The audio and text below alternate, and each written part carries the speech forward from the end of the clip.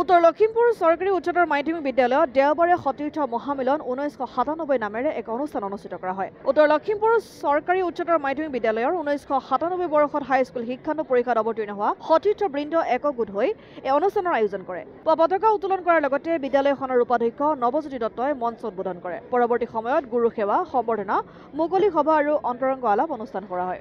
মুকলি সভাৰ উদ্বোধন কৰে প্ৰাক্তন শিক্ষক প্ৰফুল্ল শৰ্মাই। সভাপতিত্ব কৰে প্ৰাক্তন অধ্যক্ষ প্ৰদীপ গগৈয়ে। আজি আমাৰ সকলোৰে বাবে এটা বিশেষ দিন। আমি সতীৰ্থ 1997 চনত যিসকলে উত্তৰ লখিমপুৰ চৰকাৰী উচ্চতৰ মাধ্যমিক বিদ্যালয়ৰ পৰা আমি মেট্ৰিক পৰীক্ষাত উত্তীৰ্ণ হৈছিলোঁ। আমি সকলোৱে এখন সতীৰ্থ মহামিলন আজি সভা আয়োজন কৰিছোঁ। ইয়াত আমি প্ৰথম কাৰ্যসূচী আছিলে আমাৰ বৃক্ষৰোপণ কাৰ্যসূচী, তাৰ পৰা পতাকা উত্তোলন, তাৰপাছত আমাৰ প্ৰয়াত শিক্ষাগুৰুসকল যিসকল আমাৰ পৰা আঁতৰি গ'ল তেওঁলোকক আমি শ্ৰদ্ধাঞ্জলি অৰ্পণ কৰিলোঁ।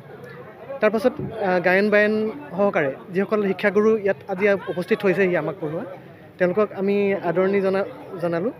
তাৰ পাছতে কাৰ্যসূচী আছে মত বিনিময়। আমি সকলোৱে নিজৰ মতৰ আদান প্ৰদান কৰিম আৰু তাৰপাছত আমি সকলোৱে একেলগে ভোজন গ্ৰহণ কৰিম। আৰু একেবাৰে শেষত আমি ইয়াত সাংস্কৃতিক কাৰ্যসূচী হাতত লৈছোঁ।